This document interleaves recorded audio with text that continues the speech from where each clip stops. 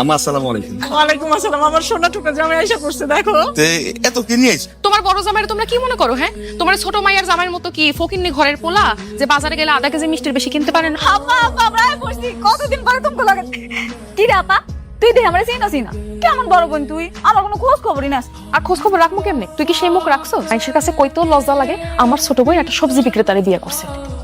আজ কি করতেছ? ওইগুলো তো বড় জামাই লেগে আনছি। কি ব্যাপার আপা তোমার বড় জামাইয়ের লেগে সব খানদানি খাওয়ান রাখছো, ছোট জামাইয়ের কি বুট আর মুড়ি খাইবা? নূপুর, ইফতার সামনে রেখে এগুলো বলতে হয় না। দুলা ভাই, এই পিছন থেকে কি ওইভাবে ডাকে? সিগারেট খাইতেছেন, রোজা রাখেন নাই? গ্যাসের সমস্যা, রোজা রাখতে পারি না। তুমি যেখানে যাইতেছো সেখানে যাও, যাও। রাত্রে সবজি করবো, যা সবজি বেচো। আপনার জামাই লোক ভালো না। আমার জামাই কি করছে? আপনার জামাই আমার মিষ্টির দোকান থেকে 2 হাত ধরে মিষ্টি নেয়, 1 টাকা দেন। তোমার এই ফকিনি জামাই কি কাজটা করছে?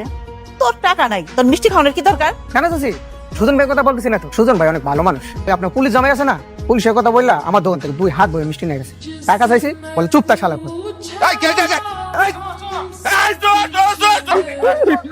কত বড় সাহস আমার শ্বশুর বাড়ি চুরি করতে! হ্যাঁ, তোরে আজকে থানায় নিয়া ডিম ফেরাবি দিব।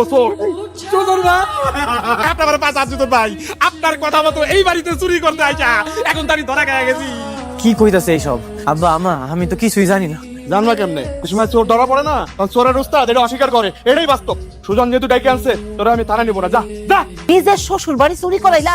আম্মা সুজনের খায়া কোনো কাম নাই, তোমগো বাড়িতে চুরি করানোর লেগে লোক ডেকে নিয়ে আইবো না? একে তো চোরের বউ, তারপর আবার বড় বড় কথা আসে কই থেকে? নূপুর, ব্যাগটা গুছায় নাও, আজকে এই বাড়ি থেকে চলে যাও। তুই পুরো ফাটা ফেলাইছিস। আমি খুশি হয়ে তোর সমস্ত মামলা তুলে নিলাম। ও,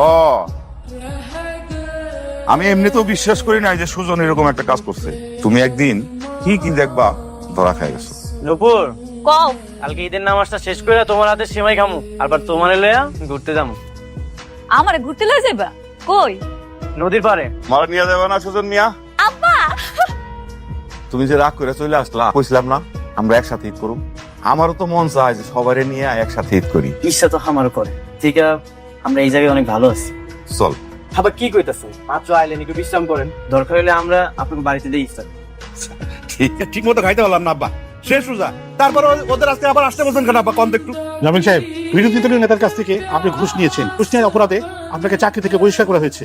আর দ্বিতীয়ত, আপনাকে এখন আমাদের সাথে যেতে হবে। ছাড়া আগামীকাল কি ঈদের দিন, দয়া করে ওরা ধরে নিয়ে যায় না। এর আগের দিন আমরা মস্কার করতে আসিনি। অফিসার, একটু কথা বলেন। ঠিক আছে স্যার, সেই দিচ্ছি। এমপি সাহেবের ফোন ছিল। এমপি সাহেব ওনার সব অভিযোগ তুলে নেবেন।